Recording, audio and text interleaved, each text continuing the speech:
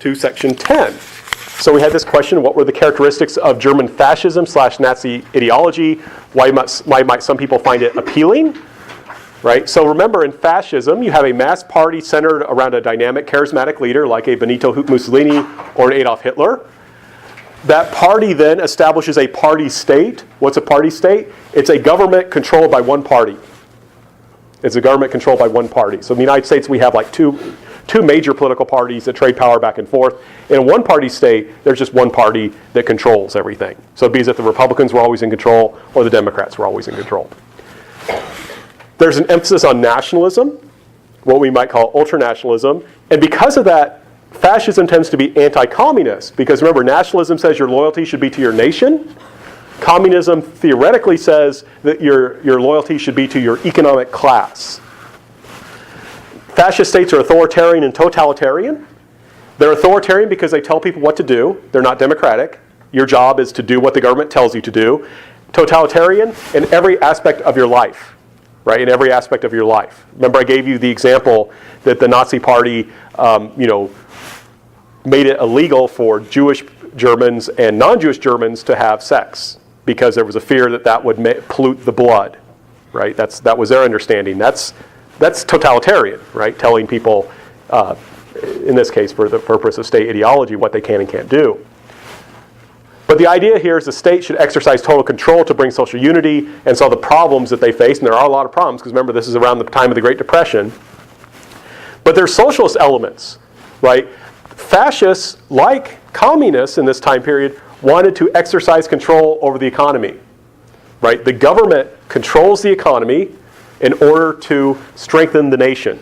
So the Nazis called themselves National Socialists. Socialism for the good of the nation. So it's a kind of anti-communist socialism. And also they emphasize, the militarization of society, as you can see in this image here. This is one reason why it was very attractive to veterans. Nazi ideology accepted fascist ideology, but had some other elements that it included.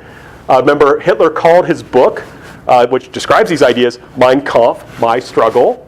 That's a kind of social Darwinistic idea, right? We're caught in this struggle, this kind of conflict between different races. That was his understanding. And in order to take care of the racial, biological nation, right? He understood the nation, the German nation, to be held together by kind of biology. The government needs to control the economy for the good of that racial, biological nation, like I say, National Socialism.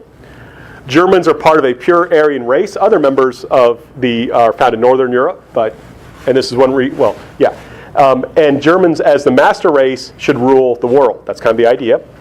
And they particularly focused on internal enemies such as Jewish people who they saw as traitors. How were we defeated in France why did we lose World War I when our army was never defeated when we were fighting in France? Those Jewish people must have sold us out. And of course they also criticized unfit people. They said that, we're taking care of all these sick people, mentally and physically disabled people. That's money we could use to buy tanks and things like that. Their external enemy were the communists, and they even tried to make that biological by arguing that it was essentially the Slavs that were kind of biologically inclined to be communist. They focused on this idea of their basic kind of overall goal was to destroy people they saw as subhuman, take their land and their resources, especially food and oil. Right? That's kind of their goal. And like I said, Hitler was a liar, but what he wrote in his book really explains why he acted the way he did, so I think this is what he really believed. Why did some Germans support Adolf Hitler and the Nazi Party? What happened to people who resisted them? Well, of course, some people just believed in this, right? I mean, we have to emphasize, some people just flat out believed in this and just agreed with Hitler and said, yes, I think you're right, this is how things are. But one reason people were receptive to this was, remember, Germans were ashamed of their defeat in World War I, and remember the Treaty of Versailles blamed Germany for all the problems. Germans didn't like that. Germany was facing economic problems after the war. They were devastated just like France. And liberal democracy was failing to deal with those problems. So many Germans believed they needed a strong anti-communist government in order to maintain their country, in order to survive. And even if they didn't agree with 100% of what the Nazis thought, the Nazis certainly were anti-communist, and they were certainly strong. So even if you didn't agree with the Nazis, you maybe supported them because you were more afraid of the communists. Right? So some people just Germans just flat out believe in Nazism.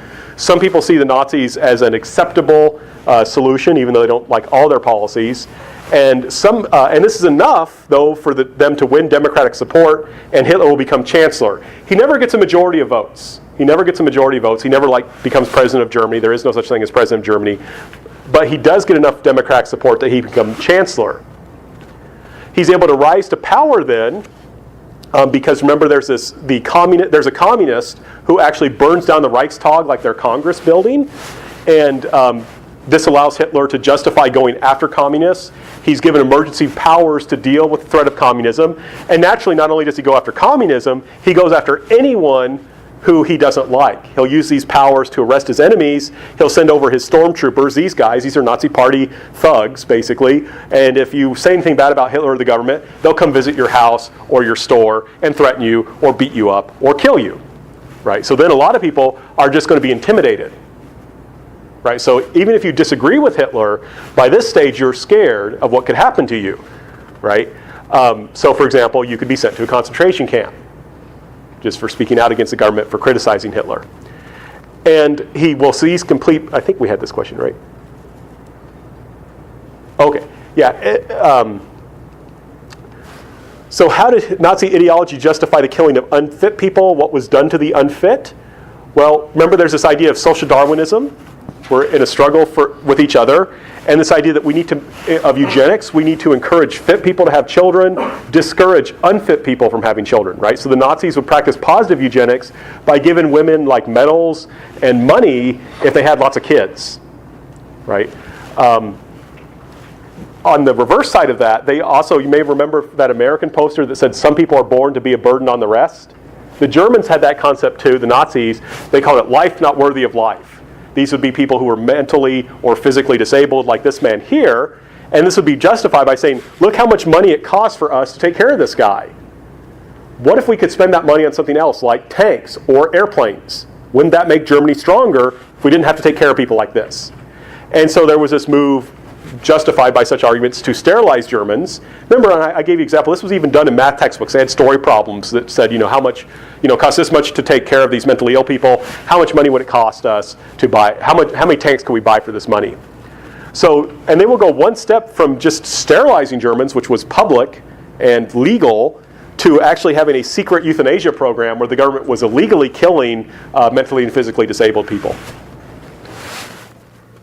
Why didn't European countries stand up to Hitler earlier? And we talked about how Hitler, right, he expands his army and navy.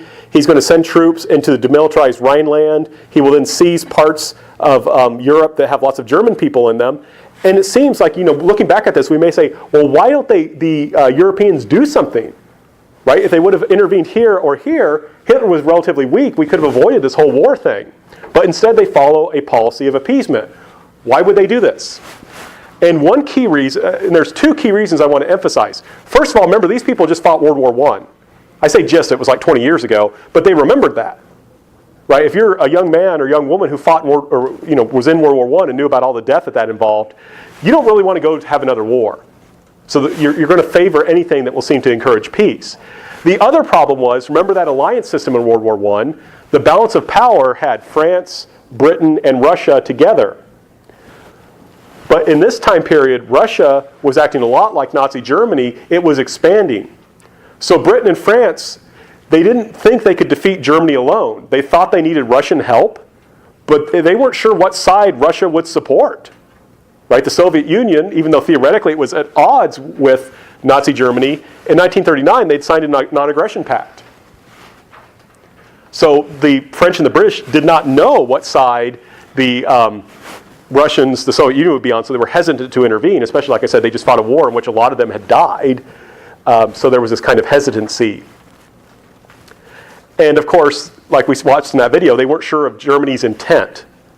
A lot of this stuff is actually fairly reasonable. All Adolf Hitler was acting, especially these two items, was to act like a normal country. So they were kind of willing to let it go. It's here when Hitler starts to be a little bit more unreasonable. It's here where he's just flat out expansionist. We got to stand up to the guy. Right, like I said, at that time they don't know what side the Soviet Union would be on. They remembered how bad World War I was. And it's interesting, Great Britain and France, even though Poland is divided by the Soviet Union and Germany, they do not declare war on the Soviet Union, only on Germany. because they knew they couldn't take them on both at the same time. So the section, remember, it only went up to, we actually didn't get to 21, we only got up to 15. So remember that when you're preparing for the exam. Yeah, and it includes Adolf Hitler, Benito Mussolini, Kristallnacht, Blitzkrieg. Does not include Winston Churchill.